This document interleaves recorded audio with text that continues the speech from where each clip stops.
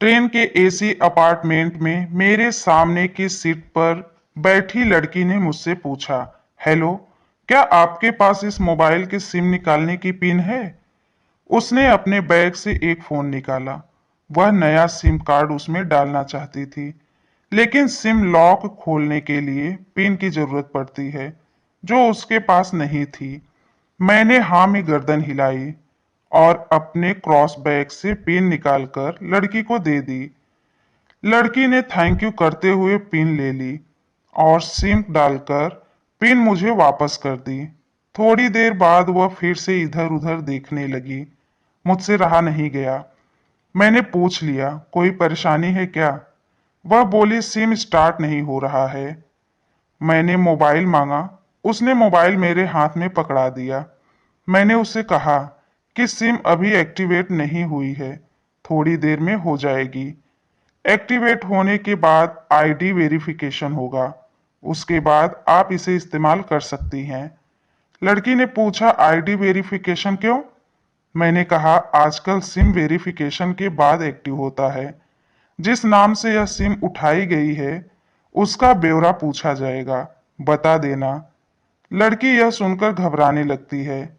मैंने दिलासा देते हुए कहा, इसमें परेशानी की कोई बात नहीं है। वह अपने एक हाथ से दूसरा हाथ दबाती रही, मानो किसी परेशानी में हो। मैंने फिर विनम्रता से कहा, आपको कहीं कॉल करना हो तो मेरा मोबाइल इस्तेमाल कर लीजिए। लड़की ने कहा, जी फिलहाल नहीं, थैंक्स। लेकिन यह सिम किस नाम से खरीदी गई है मुझे नहीं पता। मैंने कहा, एक बार एक्टिव होने दीजिए। जिसने आपको सिम दी है उसी के नाम की होगी। उसने कहा, ओके, कोशिश करते हैं। मैंने पूछा, आपका स्टेशन कहाँ है? लड़की ने कहा, दिल्ली। और आपका? लड़की ने मुझसे पूछा। मैं कहाँ दिल्ली जा रहा हूँ, एक दिन का काम है। आप दिल्ली में रहती हैं या? लड़की बोली, नहीं नहीं, दिल्ली में कोई काम नहीं है मेरा, ना ही मेरा घर है वहां। तो मैंने उत्सुकता बस पूछा। वह बोली, दरअसल यह दूसरी ट्रेन है जिसमें आज मैं हूं और दिल्ली से तीसरी गाड़ी पकड़नी है, फिर हमेशा के लिए आजाद। आजाद? लेकिन किस तरह की कैद से? मुझे फिर जिज्ञासा हुई, किस कैद में थी यह कमसीन अल्हड़ सी लड़की? लड़की बोली, उसी कैद में थी जिसमें हर लड़की होती हैं, जहां घर वाले कहें शादी कर लो, जब जैसा कहें वैसा करो। मैं घर से भाग चुकी हूं। मुझे ताजुब हुआ, मगर अपने ताजुब को छुपाते हुए मैंने हंसते हुए पूछा, अकेली भाग रही हैं आप? आपके साथ कोई नजर नहीं आ रहा? वह बोली, अकेली नहीं, साथ में है कोई। कौन? मेरे प्रश्न खत्म ही नहीं हो रहे थे। दिल्ली से एक और ट्रेन पकड़ लूंगी, फिर अगले स्टेशन पर वह जनाब मिलेंगे और उसके बाद हम किसी को नहीं मिलेंगे। तो यह प्यार का मामला है? उसने कहा, जी। मैंने उसे बताया कि मैंने भी लव मैरिज की है। यह बात सुनकर वह बहुत खुश हुई और बोली, वाओ, कैसे, कब?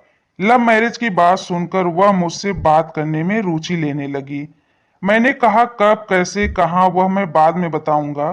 पहले आप बताओ, आपके घर में कौन कौन है? उसने होशियारी बताते हुए कहा, वह मैं आपको क्यों बताऊं? मेरे घर में कोई भी हो सकता है। मेरे पापा, माँ, भाई, बहन, या हो सकता है भाई ना हो, सिर्फ बहनें हो, या यह भी हो सकता है कि बहनें ना हो और बहुत गुस्सा करने वाले लड़के भाई हों। मतलब मैं आपका नाम भी नहीं पूछ सकता? मैंने काउंटर मारा। वह बोली, कुछ भी नाम हो सकता है मेरा, रीना, टीना, मीना, कुछ भी। बहुत बातूनी लड़की थी। वह थोड़ी इधर उधर की बातें करने के बाद उसने मुझे टॉफी दी, जैसे छोटे बच्चे को देते हैं क्लास में। बोली, आज मेरी बर्थडे है। मैंने उसकी हथेली से टॉफी उठाते हुए बधाई दी और पूछा, कितने साल की हुई हो? वह बोली, 18। मतलब भागकर शादी करने की कानूनी उम्र हो गई आपकी? वह हंस पड़ी। कुछ ही देर में काफी फ्रैंक हो चुके थे हम दोनों, जैसे बहुत पहले से जानते हो एक दूसरे को। मैंने उसे बताया कि मेरी उम्र 35 साल की है। यानी 17 साल बड़ा हूं। उसने चुटकी लेते हुए कहा, लग तो नहीं रहा है। मैं मुस्कुरा दिया। मैंने उससे पूछा, तुम घर से भाग कर आई हो? तुम्हारे चेहरे पर चिंता के निशान जरा भी नहीं है। इतनी बेफिक्री मैंने पहली बार देखी। खुद की तारीफ सुनकर वह खुश हुई। बोली, मुझे उन जनाब ने, मतलब मेरे लवर ने, पहले से ही समझा दिया था कि जब घर से निकलना तो बिल्कुल बिंदास रहना, घर वालों के बारे में बिल्कुल मत सोचना, बिल्कुल अपना मूड मत खराब करना, सिर्फ मेरे और हम दोनों के बारे में सोचना। और मैं वही कर रही हूँ। मैंने फिर चुटकी ली और कहा, उसने तुम्हें मुझ जैसे अनजान मुसाफिरों से दूर रहने की सलाह नहीं दी? उसने हंसकर जवाब दिया, नहीं, शायद वह भूल गया होगा। ये बताओ, मैंने उसके प्रेमी की तारीफ करते हुए कहा, वैसे तुम्हारा बॉयफ्रेंड काफी टैलेंटेड है। उसने किस तरह से तुम्हें अकेले घर से रवाना किया? नई सिम और मोबाइल दिया, 3 ट्रेन बदलवाए ताकि कोई ट्रेन ना पकड़ सके। Very talented person. लड़की ने हामी भरी और बोली, बहुत टैलेंट है वह, उसके जैसा कोई नहीं। मैंने उसे बताया कि मेरी शादी को 10 साल हुए हैं। एक बेटी है 8 साल की और एक बेटा है 1 साल का। यह देखो उनकी तस्वीर। मेरे फोन पर बच्चों की तस्वीर देखकर उसके मुंह से निकल गया, सो क्यूट। मैंने उसे बताया कि यह जब पैदा हुई तब मैं कुवैत में था, एक पेट्रोल कंपनी में बहुत अच्छी जॉब थी मेरी, बहुत अच्छी सैलरी थी। फिर कुछ महीनों बाद मैंने वह जॉब छोड़ दी और अपने ही कस्बे में काम करने लगा। लड़की ने पूछा, जॉब क्यों छोड़ी? मैंने कहा, बच्चे को पहली बार गोद में उठाया तो ऐसा लगा जैसे मेरी दुनिया मेरी हाथों में है। 30 दिन की छुट्टी पर घर आया था, वापस जाना था लेकिन जा ना सका। इधर बच्चे का बचपन खर्च होता रहे, उधर मैं पूरी दुनिया कमा लूं तब भी घाटे का सौदा है। मेरी 2 टके की नौकरी, बचपन उसका लाखों का। उसने पूछा, क्या बीवी बच्चों को साथ नहीं ले जा सकते थे वहां? मैंने कहा, उस वक्त यह मुमकिन नहीं था। मुझे दोनों में से एक चुनना था, आलीशान रहन सहन के साथ सैलरी, नौकरी या परिवार। मैंने परिवार चुना। अपनी बेटी को बड़ा होते देखने के लिए मैं कुवैत वापस गया था, लेकिन अपना इस्तीफा देकर लौट आया। लड़की ने कहा, वेरी इम्प्रेसिव। मैं मुस्कुराकर खिड़की की तरफ देखने लगा। लड़की ने पूछा, अच्छा, आपने तो लव मैरिज की थी ना? फिर आप भागकर कहाँ गए? कैसे रहे और कैसे गुजारा वह वक्त?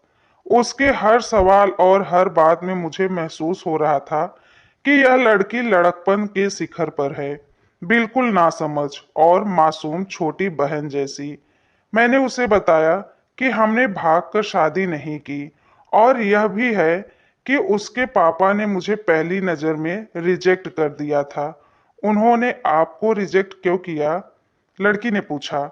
मैंने कहा, रिजेक्ट करने का कुछ भी कारण हो सकता है। मेरी जाति, मेरा घर परिवार, मेरा काम। बिल्कुल सही। लड़की ने सहमति दर्ज कराई और आगे पूछा, फिर आपने क्या किया? मैंने कहा, कुछ नहीं किया। उसके पिता ने रिजेक्ट कर दिया। वहीं से मैंने अपने बारे में अलग से सोचना शुरू कर दिया था। खुशबू ने मुझे कहा कि भाग चलते हैं। मेरी वाइफ का नाम खुशबू है। मैंने मना कर दिया। वह 2 दिन तक लगातार जोर देती रही कि भाग चलते हैं। मैं मना करता रहा। मैंने उसे समझाया कि भागने वाले जोड़े में लड़के की इज्जत पर कोई खास फर्क नहीं पड़ता, जबकि लड़की के पूरे कुल की इज्जत धुल जाती है। भागने वाला लड़का उसके दोस्तों में हीरो माना जाता है, लेकिन इसके विपरीत जो लड़की प्रेमी संग भाग रही है वह उल्टा कहलाती है। मोहल्ले के लड़के उसे चालू कहते हैं। बुराइयों के तमाम शब्दकोश लड़की के लिए इस्तेमाल किए जाते हैं। भागने वाली लड़की आगे चलकर 70 साल की वृद्ध हो जाए तब भी जमाने में किए उस कांड का कलंक उसके माथे पर से नहीं मिटता। मैं जानता हूं कि लड़का लड़की को तोलने का यह दोहरा मापदंड गलत है, लेकिन हमारे समाज में है तो यही। यह नजरिया गलत है, मगर सामाजिक नजरिया यही है। वह अपने नीचे का होंठ दांतों तले पीसने लगी। उसने पानी की बोतल का ढक्कन खोलकर एक घूंट पानी पिया। मैंने कहा, अगर मैं उस दिन उसे भगा ले जाता, तो उसकी माँ तो शायद कई दिनों तक पानी भी न पीती। इसीलिए मेरी हिम्मत ना हुई कि ऐसा काम मैं करूं। मैं जिससे प्रेम करूं, उसके माँ बाप मेरे माँ बाप के समान ही हैं, चाहे शादी ना हो तो ना हो। कुछ पल के लिए वह सोच में पड़ गई, लेकिन मेरे बारे में और अधिक जानना चाहती थी। उसने पूछा, फिर आपकी शादी कैसे हुई? मैंने बताया कि खुशबू की सगाई कहीं और कर दी गई थी। धीरे धीरे सब कुछ नॉर्मल होने लगा था। खुशबू और उसके मंगेतर की बातें भी होने लगी थी फोन पर। लेकिन जैसे जैसे शादी नजदीक आने लगी, उन लोगों की डिमांड बढ़ने लगी। डिमांड मतलब? लड़की ने पूछा। डिमांड का एक ही मतलब होता है, दहेज की डिमांड। परिवार में सबको सोने से बने तोहफे, दूल्हे को लग्जरी कार चाहिए, सास और ननद को नेकलेस दो, वगैरह वगैरह। बोले, हमारे यहाँ यही रीत है। लड़का भी इस रीत की अदायगी का पक्षधर था। वह सगाई मैंने तुड़वा डाली, इसलिए नहीं कि सिर्फ मेरी शादी उससे हो जाए, बल्कि ऐसी लालची लोगों में खुशबू कभी खुश नहीं रह सकती थी, ना उसका परिवार। फिर किसी तरह घर वालों को समझा बुझाकर मैं फ्रंट पर आ गया और हमारी शादी हो गई। यह सब किस्मत की बात थी। लड़की बोली, चलो अच्छा हुआ आप मिल गए, वरना वह गलत लोगों में फंस जाती। मैंने कहा, जरूरी नहीं कि माता पिता का फैसला हमेशा सही हो, और यह भी जरूरी नहीं कि प्रेमी जोड़े की पसंद सही हो। दोनों में से कोई भी गलत या सही हो सकता है। काम की बात यहाँ यह है कि कौन ज्यादा वफादार है। लड़की ने फिर से पानी का घूंट पिया और मैंने भी लड़की को तर्क दिया कि हमारा फैसला गलत हो जाए तो कोई बात, उन्हें भुलाने नहीं चाहिए। मैंने कहा, फैसला ऐसा हो जो दोनों का हो, बच्चों और माता पिता दोनों की सहमति, वह सबसे सही है। बुरा मत मानना, मैं कहना चाहूंगा कि तुम्हारा फैसला तुम दोनों का है, जिसमें तुम्हारे पेरेंट्स शामिल नहीं है। ना ही तुम्हें इश्क का असली मतलब पता है। अभी उसने पूछा, क्या है इश्क का सही अर्थ? मैंने कहा, तुम इश्क में हो, तुम अपना सब कुछ छोड़कर चली आई। तभी उसने पूछा, क्या है इश्क का सही अर्थ? मैंने कहा, तुम इश्क में हो, तुम अपना सब कुछ छोड़कर चली आई। यह सच्चा इश्क है। तुमने दिमाग पर जोर नहीं दिया, यह इश्क है। फायदा नुकसान नहीं सोचा, यह इश्क है। तुम्हारा दिमाग दुनियादारी के फितूर से बिल्कुल खाली था। उस खाली जगह में इश्क का फितूर भर दिया गया। जिन जनाब ने इश्क किया, क्या वह इश्क में नहीं है? यानी तुम जिनके साथ जा रही हो, वह इश्क में नहीं है, बल्कि होशियारी हीरोगिरी में है। जो इश्क में होता है, वह इतनी प्लानिंग नहीं कर पाता है, 3 ट्रेनें नहीं बदलवा पाता है, उसका दिमाग इतना काम ही नहीं कर पाता है। कोई कहे मैं आशिक हूं और वह सातिर भी हो, यह नामुमकिन है। मजनू इश्क में पागल हो गया था, लोग पत्थर मारते थे। उसी इश्क में उसकी पहचान तक मिट गई। उसे दुनिया मजनू के नाम से जानती है, जबकि उसका असली नाम तय था, जो नहीं इस्तेमाल किया जाता। वह शातिर होता तो तय से मजनू ना बन पाता। फरहाद ने शेरों के लिए पहाड़ों को खोदकर बाहर निकाल डाली थी, और उसी नाहर में उसका लहू बहा था। वह इश्क था। इश्क में कोई फकीर ही हो गया, कोई जोगी हो गया।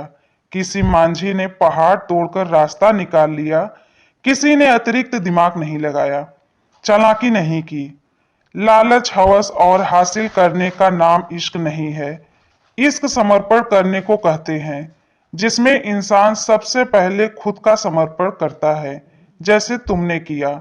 लेकिन तुम्हारा समर्पण हासिल करने के लिए था, यानी तुम्हारे इश्क में लालच की मिलावट हो गई। लड़की अचानक चुप हो गई। उसकी खिलखिलाहट एकदम से खामोशी में बदल गया। मुझे लगा मैं कुछ ज्यादा बोल गया। फिर भी मैंने जारी रखा, मैंने कहा, प्यार तुम्हारे पापा तुमसे करते हैं। कुछ दिनों बाद उनका वजन आधा हो जाएगा। तुम्हारी माँ कई दिनों तक खाना नहीं खाएगी, ना पानी पिएगी। जबकि आपको अपने आशिक को आजमा कर देख लेना था। ना तो उसकी सेहत पर फर्क पड़ता, ना दिमाग पर। वह अक्लमंद है, अपने लिए अच्छा सोच लेता। आजकल गली मोहल्ले के हर तीसरे लौंडे लपेटे को जो इश्क हो जाता है, वह इश्क नहीं है, वह सिनेमा जैसा कुछ है। एक तरह की स्टैंड बाजी, डेरिंग अलग कुछ करने का फितूर और कुछ नहीं। लड़की के चेहरे का रंग बदल गया। ऐसा लग रहा था वह अब यहाँ नहीं है। उसका दिमाग किसी अतीत में टहलने निकल गया है। मैं अपने फोन को स्क्रॉल करने लगा, लेकिन मन की इंद्री उसकी तरफ थी। थोड़ी ही देर में उसका और मेरा स्टेशन आ गया। बात कहाँ से निकली थी और कहाँ पहुंच गई। उसके मोबाइल पर मैसेज टोन बजी।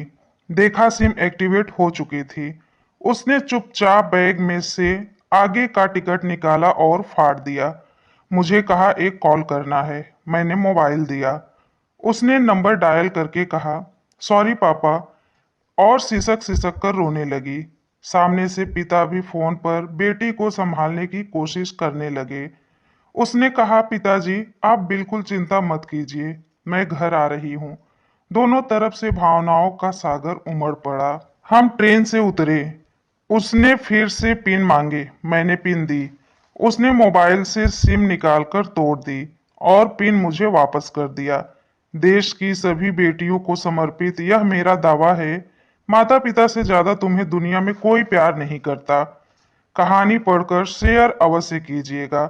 शायद कोई परिवार, कोई बेटी और उनका भविष्य इससे बच जाए। दोस्तों, इस कहानी पे आपका क्या राय है, प्लीज कमेंट करके हमें जरूर बताइए। अगर ये कहानी आपको अच्छी लगी हो तो प्लीज एक प्यारा सा लाइक करिए। हमारे चैनल पे पहली बार आए हैं तो हमारे चैनल को सब्सक्राइब करिए। कहानी सुनने के लिए आपका बहुत बहुत धन्यवाद।